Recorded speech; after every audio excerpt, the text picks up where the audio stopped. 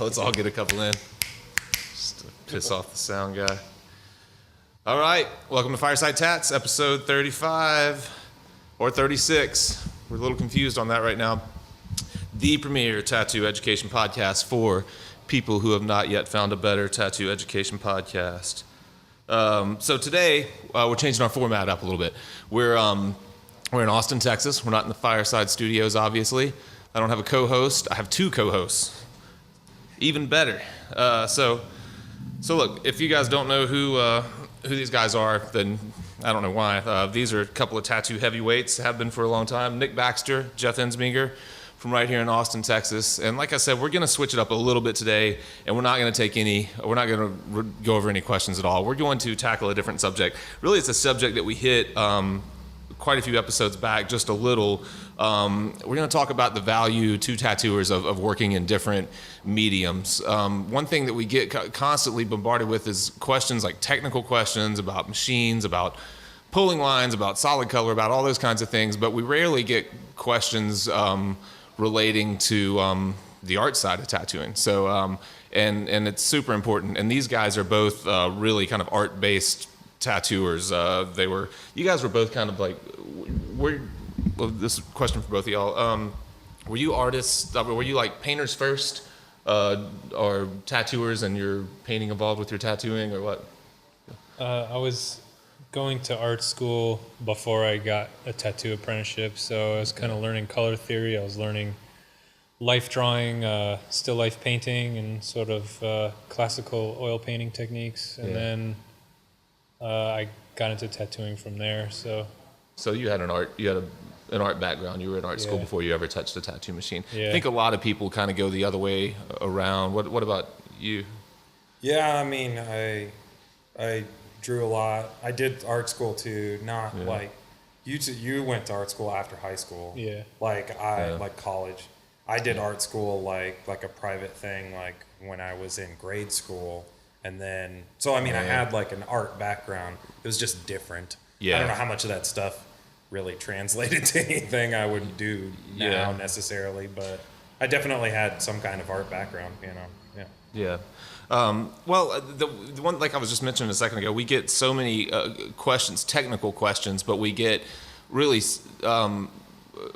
so few questions about the art side of it. And I think it's unfortunate because a lot of times, especially since this podcast is geared towards like newer tattooers, up and coming tattooers, a lot of them are looking at other tattooers and they're drawing from tattoos. And I think a lot of times it doesn't help when their like clientele comes in and they want whatever, like a peacock, and they bring you 3 pictures of tattooed peacocks. So you're like looking at reference material that's tattoos, and you're drawing in a sketchbook with an instrument that makes a mark just like a tattoo machine, and you're never really pushing yourself outside of those like boundaries. So that's kind of what I wanted to hit on.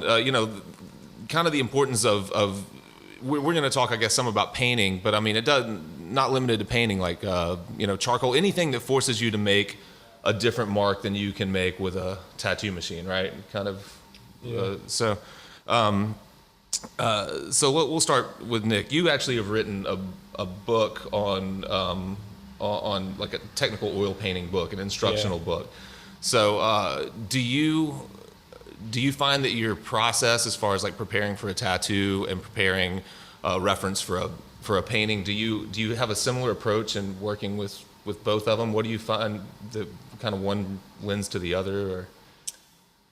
It's a very similar approach as far as brainstorming and collecting reference material to work from. It's a similar approach to planning out my color. As far as doing layering in both mediums, like when I oil paint, I layer, like I'll do the whole piece in one layer, then I'll let that dry, and I'll layer over it again with more colors, and I'll use the optical combination of the 2 layers to make one single illusion. And so I started planning that way with my tattoos as well, kind of just brainstorming in my head. Like, I don't need to plan anything on paper anymore, but I'll kind of use that same mind frame when I plan for my larger tattoo projects that I know have multiple sessions. I'll try to game plan it to where I saturate the entire piece with one layer of color, and then I know I'm going to come back after it's healed and I'm going to saturate it again with different colors or more detail or whatnot, different needle groupings. And so the optical combination of those two layers in the skin creates a third element of It seems like I've even heard you use terms like glazing when referring to tattoos. And so, but I mean, obviously there are limitations to skin that there aren't to, to oil paint on canvas or on board or whatever, and especially with the use of mediums and all that kind of stuff. So can you apply those things, and are they effective to like kind of, to work in layers? Do you feel like you get a similar effect that you get in? It's similar, but clearly there are some limitations there as far as what the human body can handle, what skin can handle. I've found that any more than 3 layers of tattooing is redundant. You really can only saturate one area 3 times over, and then you're barely making any difference after that. So you could start out with something red and layer over it with some light blue, and after that second layer heals, it'll kind of be like a medium purple, but more towards red than the light blue. And then you could layer over it a third time with more blue and maybe get it a tiny bit more of a balanced purple combination between the red layer and the 2 subsequent blue layers. And then after that, it's just barely any difference, and the aging of it over the years is really going to cancel out the finest subtleties of it. So you kind of have to plan for that and make sure you're not just noodling around and wasting time for something that's only going to look that way for like a year or 2. Yeah. So you've pushed it beyond that and just seen that it wasn't worth the trouble that you're putting into. Yeah, exactly. Like now that I'm sort of like 15, 16 years into my career, I'm starting to get pieces back from when I first started developing that technique, and I see exactly where I wasted my effort because it doesn't matter anymore. And so I'm still in a process of learning and dialing it in and getting more efficient with it. I think I think I've laid out the basic concept of it as much as can be, and now it's just a matter of dialing in the efficiency and not wasting any time or any of the client's time and money. Yeah, that's the hard part. Is like finding the balance between stripping it down to the simplest things that it needs to be and the fanciness, Yeah. Finding that area, Yeah. You've talked a little bit when we were talking a month or 2 ago about you guys are putting together a joint art show, and you were making some paintings, and I was asking you what kind of stuff you were working on, and you made the comment that your paintings are almost like anti-tattoo these days, like you're trying to do things that are the complete opposite of the way that you tattoo. So do you? So I assume with that, with that mindset, are you still finding that you bring value from one medium to the other? I mean, are you really trying to separate the two intentionally? I guess both, honestly. I mean, it just depends on what I'm doing. I don't know. I go through different phases, and I guess right now the phase is when I'm painting, I want to do something totally different than tattooing.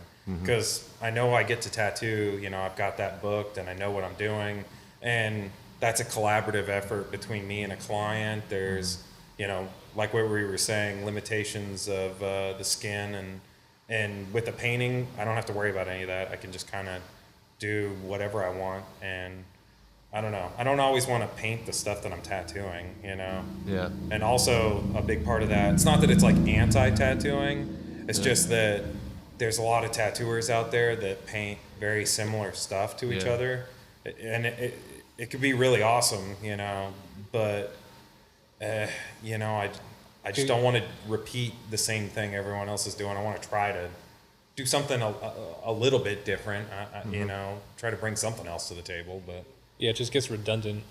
Yeah, and I think that's becoming more and more apparent with more and more tattooers, out there, and more people getting into the scene. I hate to say that word scene, but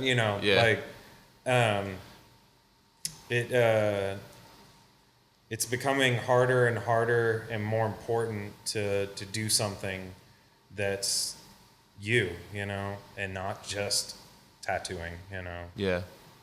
I think you notice that especially with with some conventions having like art shows kind of built in and things now, and encouraging tattooers to bring to work in other mediums and to paint. And you go and you look through, and now there are always some really nice pieces, but a lot of times it's just like, wow, it looks like a lot of tattoos on canvas. I mean, it looks like a lot of black outlines and a lot of flat color. It looks like flash paintings, and so that, and I think that unfortunately that's just a lot of the mindset of a lot of tattooers. If they're not drawing to tattoo or drawing for tattoos, then they're just not being productive or something like that. And it makes sense depending on like where you're at in tattooing and where you want to go. Because a lot of people, that's like their practice for designing a tattoo, is like doing that painting. And if it's traditional tattooing, it makes sense to paint traditional paintings, you know, do the same thing you want to tattoo. But, you know, maybe you get to a point where you've got enough tattooing to practice all you want. You don't necessarily just have to, it's not like you don't have people coming through the door getting tattoos where you feel like you need to paint it to get it out. Like, there's sorry. Oh, no. There's like a marketing angle, I think, is like a lot of tattooers at a certain stage of your career, you're painting to market your tattoos. You're saying, get this tattooed because that's how I'm going to make my money, because you might sell painting, you might not, but tattoos are pretty steady income for a lot of us. So there's like a marketing aspect. So you might want to replicate your tattoo style for marketing, and then once you've like saturated it and you can't, and you don't have the time or energy to take more tattoo clientele, well then your mind wants to explore and wander, and you know you sort of have an incentive to then not paint the same imagery. And it's also not just like a traditional versus like realism tattooer, because that's what it kind of started to sound like when I was talking about it. Because I've seen plenty of like well accomplished traditional tattooers that they aren't interested in painting traditional paintings anymore.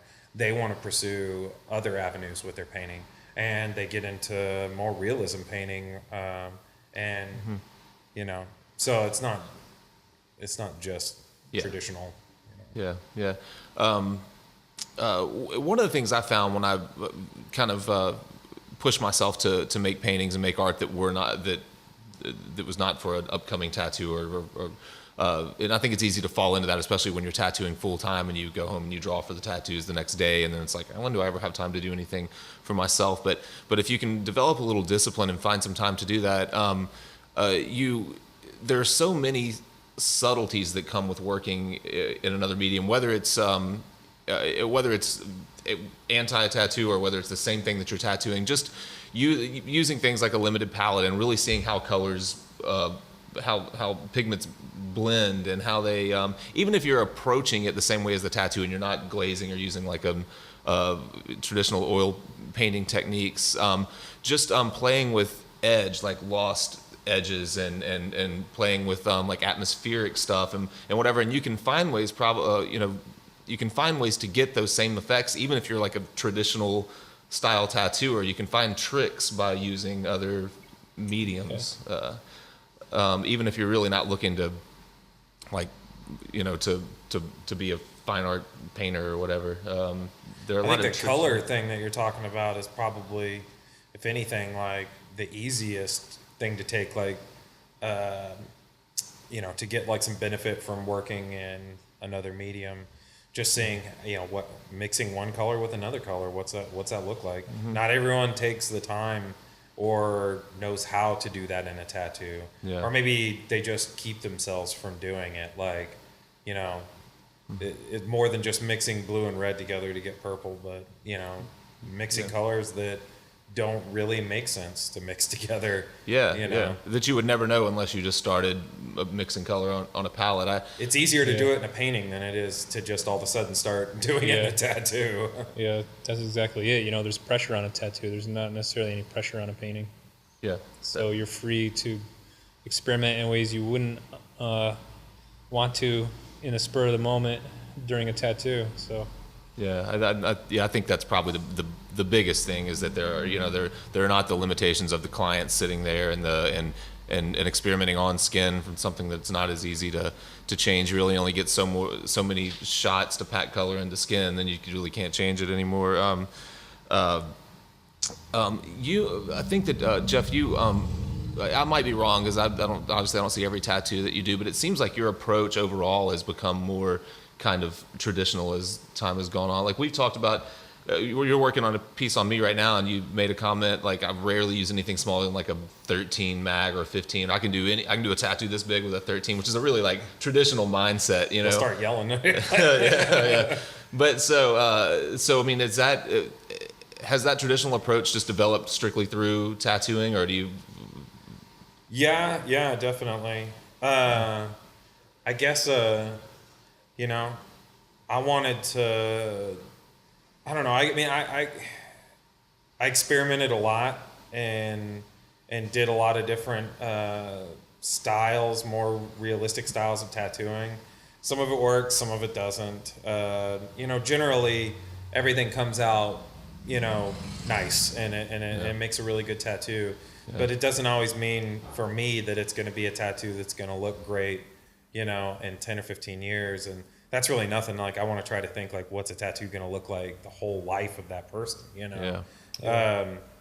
And I mean, I still want I want to get across the same message I was trying to do before visually, but I want to do it in a semi-responsible manner. And I want it to be bold, you know. Mm-hmm. For me, it kind of got to the point where tattoos that I didn't look like tattoos anymore. And I was like, it wasn't as fun because I wanted things to look like tattoos. How do you mean black, look like? Bold, like, okay. You know, the stuff that I liked about tattooing before I tattooed. Yeah. You know, like it felt like it got so fancy that I got away from all the things that made me fall in love with tattooing. So it was like trying to figure out a way to integrate both of those things, you know. Yeah. Well, I mean, that's interesting because your approach is almost the exact opposite. I mean, everything you do is very painterly, very tons of texture, tons of atmosphere, stuff like that. Yeah, I think that's a little deceptive though, in that that's the finished product, but my actual working technique is not too fancy. I lay out a minimum of colors for every tattoo, like usually I think you do it pretty simple, like 12 or less colors. Like some artists like set up for their tattoos, like half their desk, you know, like half their thing is just rows of ink caps, right? Like every color, like every 6 or 7 reds. Exactly. And like I have never done that my whole career, and yet I've achieved sort of like a fancier, more painterly look. But I never lay out more than 10, 12 colors per tattoo. I never lay out more than 3, maybe rarely 4 machines, 4 needle groupings. It's just like a loose shading round and a magnum. So there's some deception there as far as like the final look I'm achieving. Yeah, like I wanted it to usually be a little more fancy or a little more painterly, but my techniques and my approach, I really love the traditional approach and the traditional techniques. I try to strip it down, make it as foolproof as possible, you know? Yeah.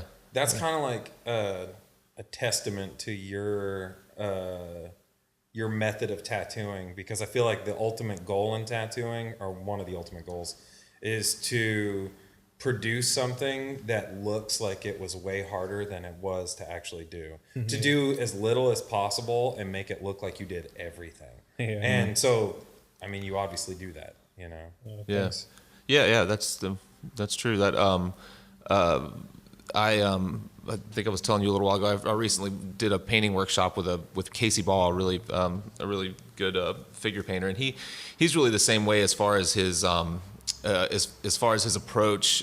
His palette's really simple. He basically has blues, yellows, and reds, and he has like a dark, medium, and light of each of those things, and then white and black, and that's basically it. And he talks a lot about just like the biggest thing is hit your values, get your values right first, or nothing's right. The color really isn't that important if the value isn't right.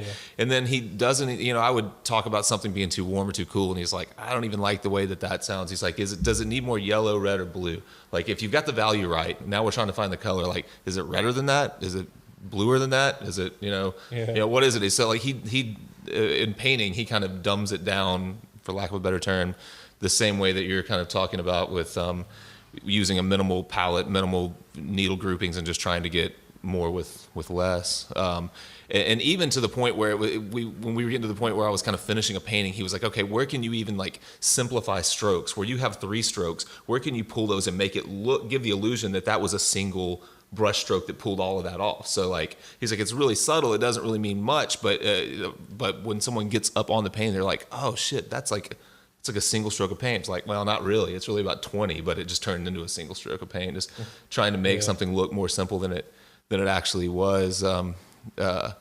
But yeah, back to the points you made about the about people setting out so many inks. I think that's something that you see with social media and stuff now, and seeing people's setups on such a regular basis, and you see someone that's pulling off these like beautiful color portraits or something, and you look and they have like 20 peaches, all these different flesh tones. I'm like, crazy. What the hell do I do with it? I would have no idea what to do with those things. I wouldn't either. Yeah. But people would. I don't know if all those people know what they're doing with it. It's not.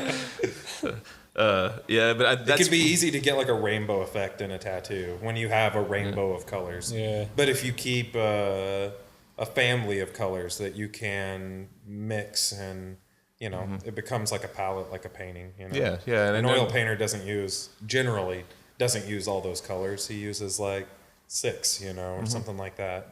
So there's foundational art skills for a reason. They're your foundation. You never abandon your foundational art skills, like you're saying. What Casey does.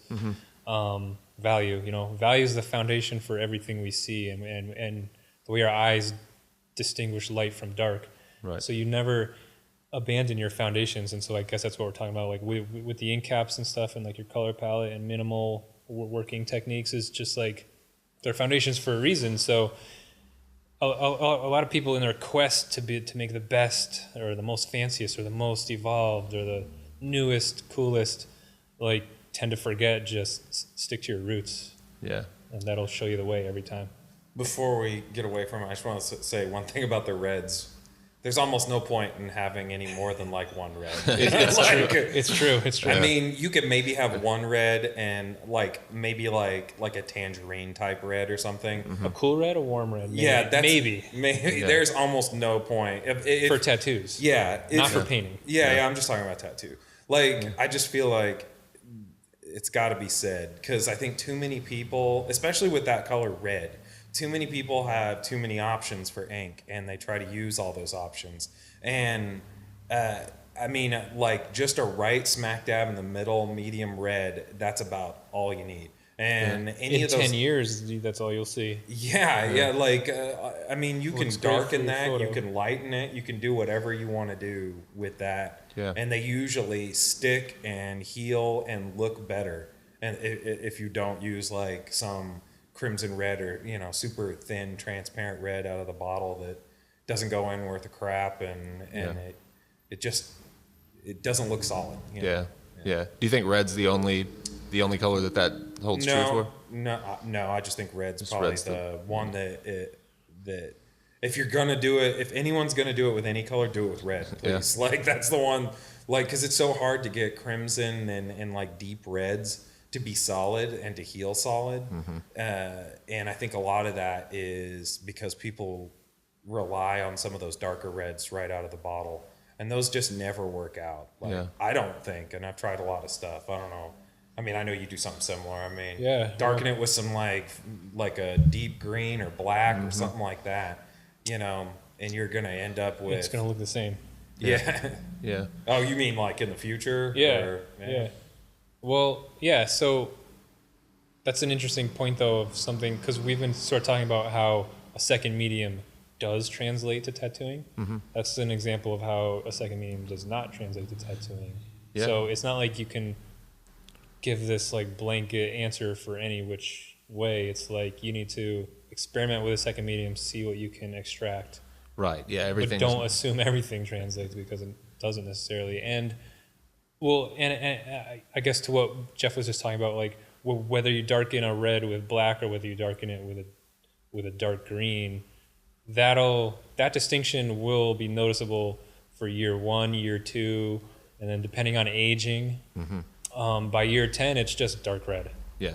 Like it's worn into the skin. You've shed a lot of the pigment by shedding skin cells, and it's been beaten up by the weather or whatever you do in your life, and it's just dark red at that point. Yeah. And that's pretty much all. I totally agree with what Nick's saying. It's pretty much goes for all colors. Like you're eventually only going to maybe see 3 shades, dark, medium, light at the most, you know? So having like anything more than that in a tattoo is, I mean, I don't want to say it's a waste of time, but It's for your picture. Yeah. So It's for the be for the first little honest while. about it. Like, yeah. don't bullshit yourself or anyone else. It's for your picture, and that's fine if you're trying to be, if you're a young artist trying to build your portfolio, and you just level with your clients and be like, look, I'm going to get a little fancy with this because, you know, this reason or this reason. But in the end, it's just going to, you know, it's just for me and my picture, and they end up, you know, and they consent to that. They're cool with it, and there's good communication going on between artist client. Then fine, but just know. Like be honest with yourself. Like in 10 years, it's not going to matter. It's not going to, and it's Don't going to noodle the hell out of it because you'd just be wasting time. and it's good, and it comes back around to value. That's where, like you're saying, you're going to see light, medium, and dark. So the colors really are secondary, anyways, and even probably more important in tattooing than in painting or anything else, because you're looking through skin at the image, anyways. At the end of the day, so so you really have to push that. You have to nail those values, and you have to push that contrast even harder than you would in other mediums for that longevity to be there. I think. So yeah, well, I mean, talking about value, we were talking about painting, but so you hit on it a little bit, in that talking about light, and so you guys both do some photography as well, right? Don't you? I've dabbled sort of as an enthusiast. Yeah.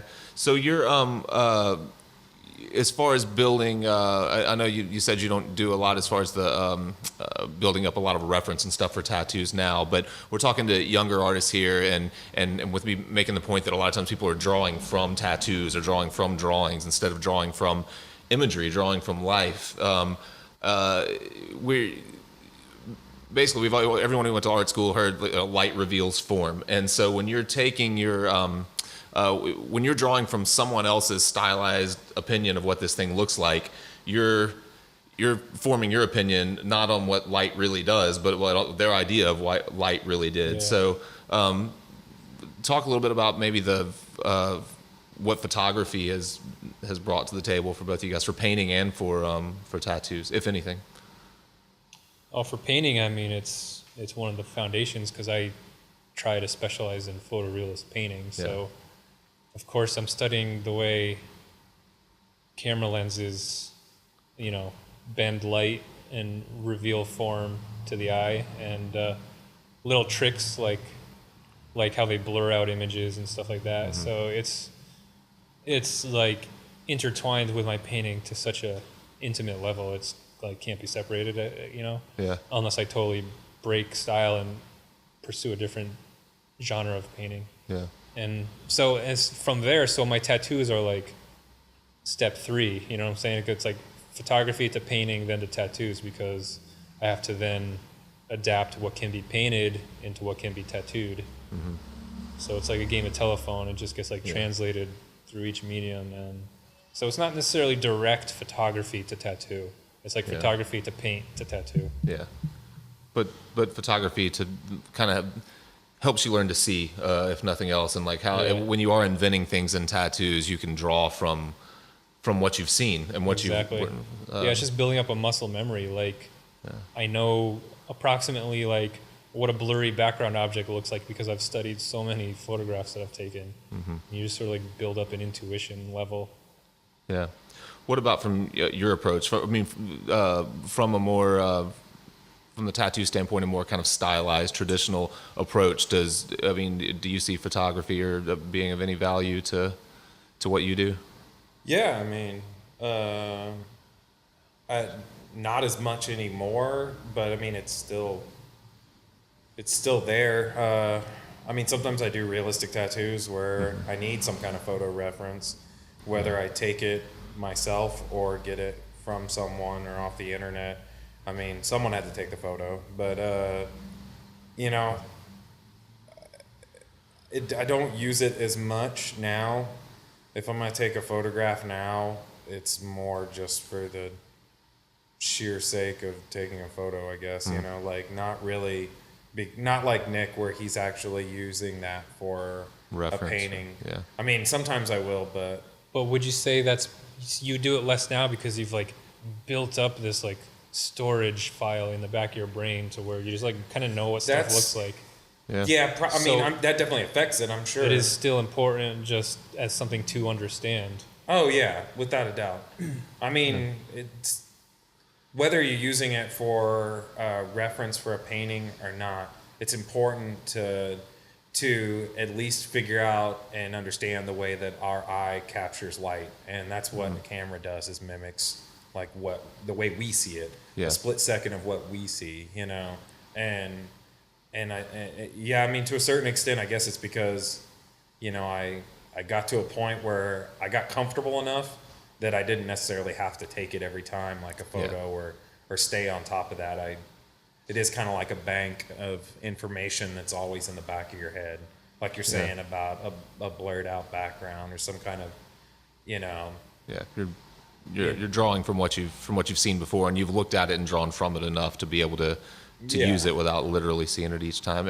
I could see that, and I think even if you're, even if you're the most traditional tattooer in the world, I still think there's a lot of value to like, you're tattooing a bird's wing, and it's not going to look anything like a photo of a bird you might take, but at least how light hits those feathers for real. And you can stylize the shit out of that if you want, make it whatever, but at least it like looks like it could exist in real space, even though it's not a real image. I mean, I would argue that even the most stylized traditional tattooing is still based on photography. It's just taken 3 steps further away from photography, whereas a photoreal tattoo was only taken 1 step from photography. Yeah. But you're still definitely stripping it down to its simplest form. And when you do that, you really have to decide what's important, and the things and the decisions you make really have to be right, because there's no hiding it in frills and stuff like that. I mean, exactly. It becomes infinitely harder once you stripped it down to no room its for error. simplest form. Like, I'm by no means like a traditional tattooer, but it's. But a lot of stylization and stuff like that, and that stuff has to be. I mean, I say that because you can look at a ton of portfolios and see just really glaring mistakes. Like light that doesn't light coming from the wrong place. Like the light's hitting from here on this spot and from here on this spot, and it's like, well, where is your light source? This is a really simple design. It really should follow the same light source, if that's what you're going for, yeah. Right. I mean, but and you tend to, and it's really easy to flatten things out and make them look awkward just by making those kinds of errors. And I think the easiest way to solve that is to pay attention. I mean, we have light all around us. It's the easiest thing in the world. Look, what is it actually doing? What does it actually do to that picture frame when it hits it? Where does it catch the lip of that little coping? Stuff like that. And then as long as you're following that rule that's right in front of you, then that's it. Yeah. It's a little bit off subject, but Nick just reworked my hand today about a 10-year-old tattoo, and I've noticed you've done a bit of that now. And actually, the reason I even brought it up is talking to Jeff about it, and he was like, "Oh, Nick's been doing a lot. He's been enjoying going back into old tattoos. What is that?" It's my fault. Yeah. Why? Yeah. Why are you? Was that a conscious thing, or did you just come across a couple and be like, "Wow, those really need to be reworked," and started pursuing it, or? I think I just hit the point in my career where I hit the 15-year mark. So anything from years 1 through 5, 1 through 6, maybe even years 1 through 8 have worn and seen some aging, and some of the techniques I was still experimenting with to an extent, and still kind of in the rough stages of development. I've now seen what of those actually works and doesn't work, and I've also been really lucky throughout my career I've always had really conscientious clients, really good clients who care about their skin art, who care about their tattoos, who may also be tattooers themselves. So they know when a tattoo looks a little bit worn, a little bit faded, and could use a little, touching up, a little refresher. So it's a combination of all those things. So basically, I just hit the point in my career where people start coming back, being like, "Hey, I got this from you 10 years ago. this part's a little faded, or like I know it could be a little sharper. So can you book me an appointment? And I'm like, sure, yeah, I would love to have all the work that I put out there looking as good as it can look, because that's a reflection on my reputation and my and the quality of my work. So of course I don't want something walking around out there that doesn't look as good as it could look. Sure. So yeah, come on back. Yeah. And it kind of like we talked a little bit about it. It kind of forces you to like, or it helps you to see like your progression over the years. I'm sure, huh? Like you look and see the changes that you've made. It allows you to see what worked and what didn't. We were talking about all these oranges and yellows that kind of fell out and didn't work that well, and so it's like a learning experience too, huh? Getting to look back in these things. Yeah, for sure. Yeah, I mean, orange tattoo pigment, just like you were saying about the red, I need to put it out there that orange tattoo pigment from just about every major pigment company, I don't care who they are, if they're using this one base pigment that they all buy from the same like powder manufacturer, I think it's like 3M or somebody, orange pigment does not last in the skin. The sun gets rid of it. So just FYI, like, so anyway, first 5, 6, 8 years of my career, I'm using a lot of this orange. It's really bright, it's vibrant, it looks great the second it heals. It looks amazing, and I'm trying to do a lot of like painterly glowing effects and all this stuff. So for my work in particular, as opposed to a super traditionalist who might use only like black and red and blue or whatever, for me it was more of a problem. I have all these pieces nowadays, like the one on yourself, coming back where the orange is just gone. I mean, it's just back to skin. It's like I never even tattooed that part of the tattoo. And so that needs to be fixed. And so I'm just trying to do a little bit better with it by taking red ink, which we know doesn't fade, and taking yellow ink, which for the most part I haven't seen it disappear the way orange does, and just mix those and skip the actual orange color that these companies put out, because it's a fugitive pigment. It doesn't last. So I don't know. Yeah. I just had a thought and it left me. Completely had a point to make and I forgot it. Oh well. You're gonna have to edit that out. Yeah, no, we don't edit anything. It's just it just runs through. Just one take. All right. Well, let me see if there's anything that I missed while we're fumbling around here. Just so like I mentioned, we're talking mainly to like newer tattooers, and a lot of the people that send in questions and that send in their work for critique and stuff like that, they're 2 years or less. A lot of them seem to be like they're coming from smaller towns where they don't have a huge tattoo community. They don't have a lot of like fine art around them. They're really kind of going by what they see online, and that's why I brought up the idea of like so many people drawing tattoos from tattoos, and how there's so much more opportunity than that. Anything that's if any short bits of advice for a guy that's been tattooing a year and a half in a podunk town and is just trying their best to learn. I mean, and maybe keeping it more towards like the value of working in other mediums. Maybe some things that they could try to. Well, step one is get yourself the internet, because that helps. That is bringing the entire world of human information and human culture to your screen. Yeah. And there's no excuse. If you are in such a remote area that you can't even get internet, well, then you get a free pass. Yeah, right. But maybe if you it's time can to get move. reliable internet access, there's no excuse for not having a world of information at your fingertips, literally at your fingertips. Yeah. So. Yeah. I sort of have internet. Yeah. You're out in the boonies now too, huh? Do you have HughesNet? Yeah. Are we allowed to say brand names? I don't know. Yeah, I have HughesNet. Do you? Is that fucking awful? Really? Yeah, it's the I've seen the commercials. I'm like, wait, what is that those even? Those people don't have HughesNet on those commercials, 'cause they wouldn't be that happy. They're like smiling as they're fixing a motorcycle or something. Right. Yeah, it's bad. Yeah. It sucks. It just came back to me. The point I was going to make, you were talking about how those things didn't last, and one thing I try to stress a lot is to for tattooers to see their healed tattoos and photograph their healed tattoos for their portfolio, instead of we preach that even more to the collectors that write into the show. It's so important to see healed work. So many flaws are hidden in fresh tattoos, and with photography tricks and fresh tattoos combined, especially as easy it is to like bump up saturation and add filters and things and make everything look cool. I think there's a lot of trickery that goes on. A lot of people hide their flaws, and then so for the consumer, for the tattoo collector, I think it's important that if you're getting tattooed by someone, make sure that you've seen, if at all possible, healed work in real life, but at the very least healed work. And for the tattooer, if you weren't seeing tattoos coming back, you would think that you had all these bright orange tattoos out there. Yeah, exactly. It's all about communication, as simple as that sounds. Just maintain a good relationship with your clients. Like, you have their number presumably, or you have their email presumably, and check up, ask how it healed, ask if they're ever swinging by your part of town, like, come through the shop, let me see how it healed, like, let me take a picture. Yeah, I know. With larger pieces, especially, or pieces that I've put a lot of time and effort into, I'll a lot of times I'll schedule a photography session. Like, look, let's schedule 20 minutes, in a month or 2 months or whatever, and let me.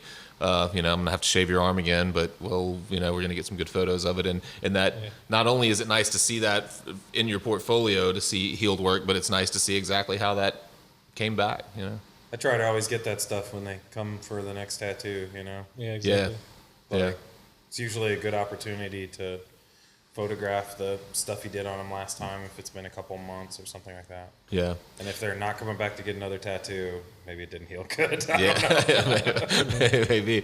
A lot of times I'll disguise it as like, let me just schedule like a touch-up session just to look through it and make sure everything healed well. And half the time, there's no touch-up involved. It's like they show up and you're like, oh, it looks awesome. Can I get some photos? Because some people may not want to come back just to get photos taken. Yeah, there's always that aspect. Well, it can be hard too. I know we're talking about more newer tattooers, so it might not affect them as much. But if you've got people that are traveling, like you're traveling to get tattooed, it's a lot harder. It can be difficult to get healed photographs of some of that stuff, especially if it's like a one shot, like tattoo that someone flew in for or drove from some town far away. That it can be a little bit more difficult. Yeah, it's more important to get the healed photos earlier in your career to prove. And once you've reached a certain saturation level where a lot of people have seen your work, they know it's legit. Maybe it's less important.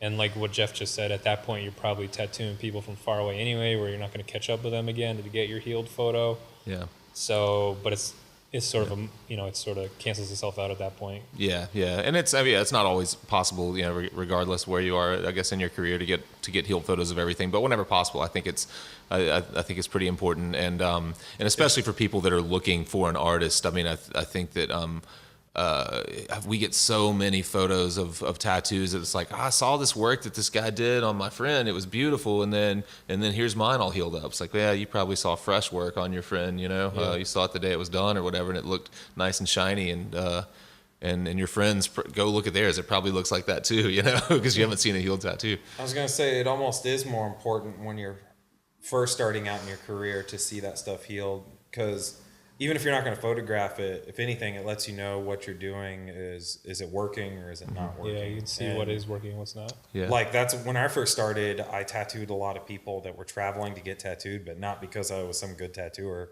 It was just because I worked on the edge of a state where it was illegal to get tattooed. Right. And so people came, and I would do a tattoo on them and probably never see that person again. Yeah. And it probably made it harder for me.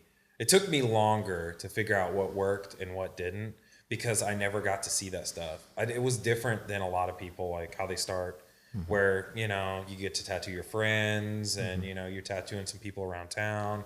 You get to see that stuff. A little bit of experimentation as you go, but you find out what works and what doesn't. I was just kind of like blindly doing stuff, and I was like, ooh, see you later. Take it easy. Good luck with that. Obviously not the best thing, but it was what you had. It was what I had available to me at the time. So. I mean, that's unfortunate, because you're not. No matter where you are in your career, everything you try, if you're always pushing yourself to do something more, everything you try isn't going to work. I mean, no matter how accomplished you are, you try new techniques, you try to especially when you're working with skin and you're like, how far can I push that? Like, where is the breaking point in this? And if you, I've been tattooing 18 years, and if I try something new, there's there's a chance it may come back and look shitty, and I have to do it all over again. And then I know, like, well, that didn't work. Let's try something else. And it's unfortunate if you're, in a situation where you don't get to see, especially the more experimental stuff, or either earlier in your career or further in your career when you're really trying to push it and see what your boundaries are and stuff like that. And no matter how long you've been tattooing too, like, I mean, we're all just kind of figuring it out as we go. Yeah. So I guess if it's newer tattooers that are watching this or listening to this, I think that's important to remember that, someone could be tattooing for 20 years and it's not like they've got it all figured out. We're all just, we're all making like baby steps towards, being a better tattooer. And if you're not, then you're not pushing yourself enough to progress at all. So we're all kind of figuring it out as we go.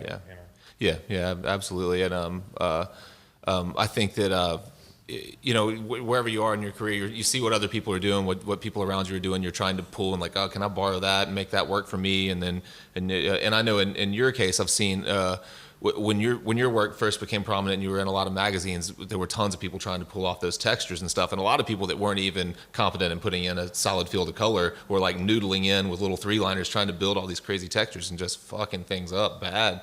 So anyways, the point being is like, you're always trying to like look and say, oh, I like that little effect he pulled off right there. Maybe I could use something similar to that in mine. And then, whoops, that was too far. It didn't work in mine. Yeah. So where are we on time? Any idea? It's about 40 minutes. Cool. I think that's good. I don't think we missed anything. You good? And we can promote our upcoming art show. Absolutely. I was going to get to that. Yeah. So so you've got the painting book out in an ebook form now, right? Yeah, just released my instructional painting book as an ebook. What? Yeah. No paper? No paper. The hardcover edition sold out. I have the old school ring binder edition. Yeah, it was originally a ring binder, like close to. Yeah, and it's great. I've read it quite a few times. It's really a good book. So you've added some new content for the ebook? Yeah, I wrote a bunch of new stuff for the ebook, just to give an incentive. Do you have the hardback? I don't. I just have the. It's a world of difference between like that first one. Well, yeah, but between the binder and the hardback, yeah. There's no other book out there that connects painting to tattooing, and even if you don't paint, there are so many things that he's talking about with specifically a painting that can be directly translated to tattooing. Huh. I think any tattooer can benefit from, at the very least, like thumbing through that book. Yeah, so it's a good book, and I'm not saying that just because he's right here. Yeah. No, I really just that first edition was great. I'm sure that the hardback, like as far as the because you have a lot of progress photos and things like that, and you show exactly how you build up. It's the closest thing to a textbook next to reinventing the tattoo. Huh. So I think Nick went through great efforts to like. If there's like an ultimate tattoo book, it'd probably be reinventing the tattoo. Yeah, for and sure. then Nick's would be like seriously like right there, right next Thanks, to it. man. Appreciate it. Yeah. But part of our conversation during this podcast was straight from my book, talking about layering and talking about how one medium affects the other. And I wrote this thing specifically for tattooers. Like the language in it references tattooing. It shows pictures of tattoo needles next to paintbrushes. So that people can see and compare. So that was another thing really that I wanted to throw in there, that it's definitely helpful, even if you're not trying to learn like photorealism oil painting, like how Jeff was saying. A lot of the broader knowledge should translate over, so it could be cool for people, so they can go to my website and find out about it in order. NickBaxter.com. I wanted to say that because a lot of people have said like, oh, that seems like that's too much for me, or I don't paint like that or something. It's like, dude, you should please do yourself a favor and look through that book. Yeah. It's amazing how, even if you, there's a book that I refer back to a lot. I don't even know who wrote it. It's a paperback that I picked up at some art store, and it's just called How to Paint Like the Old Masters. And it's like, it goes through what they imagine a handful of different old masters, like processes were, what their pigments were, what their mediums were, how they started and all the way to finish. And like, it's not like you're going to sit down and go through and try to like recreate a Rembrandt or anything like that. But if you pull one thing that you can use out of that, then it was, worth the $20 that that book costs or whatever. So yeah, you don't have to, I'm sure you you don't have to be trying to build up crazy textures and do a lot of the real painterly stuff in tattooing that you do to get some value out of it, I would imagine. Where else you can get it at nickbaxter.com, and I think I was looking, you can get it on a couple of other sites as well, right? Yeah, you can go to tattooeducation.com, which is Guy Aitchison's website. He sells all kinds of education products from all tattooers. Yeah. So it'll be there soon, if not already. But if you want it now, you can just go to my website, and there's like a link to how to buy it and everything. Okay, perfect. And you guys are working on an art show that's going to be here in Austin. Do you know the details yet, or? Yeah, Jeff, you wanna? Wait, what? It's the third weekend in. Yes, it should be the third weekend in November. It's at Mind's Eye Creative Studios. Mind's Eye Creative. Yeah, MINDZAI. They're a printing company that services the tattoo industry. They're pretty cool folks, and they have this warehouse space here in Austin where they host art openings and just art parties. And they're usually pretty cool events. They draw a lot of people. Yeah. So they offered to host this show between me and Jeff there, and so Jeff and I are each working on a series of paintings, and it should be fun. Yeah. And it's pretty cool because it kind of goes back to what we were talking about with like stripped down tattoos and very rendered tattoos, where our work is gonna have quite a bit of contrast. Yeah, that should be interesting. I haven't seen much of what Nick is doing for this, but I've seen some of what you're doing, and I imagine there's going to be a real contrast. Different. I mean, there'll be like a compliment, but it won't be like. I think it's cool because it won't be like two people that paint kind of similar, where it's like, it's like it's almost competing in a way. This will be like two totally different worlds, and I think it'll be really cool. Yeah, same creative spirit, but totally different execution. Yeah, that should be fun. I hope to make it back down. I was thinking about maybe trying to schedule a sitting or something around that time where I could be here that weekend. I'd love to see it.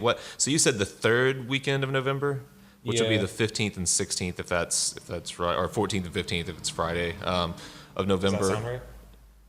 Yeah, you know what? I don't know if it's supposed to be like the third Friday is the opening party. Okay, so that'd be the 21st. What I'll do if we're wrong, I'll try to keep up with it myself, and I'll just post it on on the episode. Be on my website. It'll be on Jeff's website. It'll be on the Mind's Eye Creative page. They send out a newsletter. We'll probably be posting stuff about it soon. Yeah, it'll be on Instagram. It'll be saturated. For sure. NickBaxter.com, JeffEnsminger.com. You want to spell that just in case people? I don't know how. ENSMINGER. Ensminger. You got it's official. Now That's it. And FiresideTats.com. And we don't condone the use of the word tats in any context outside of this podcast because it increases your level of douchebaggery a lot. Just say tattoo. It's better. All right. Thanks, guys. Good episode. Thanks, man. All right. Awesome, man. This was a good one. Thanks. Yeah, that was fun.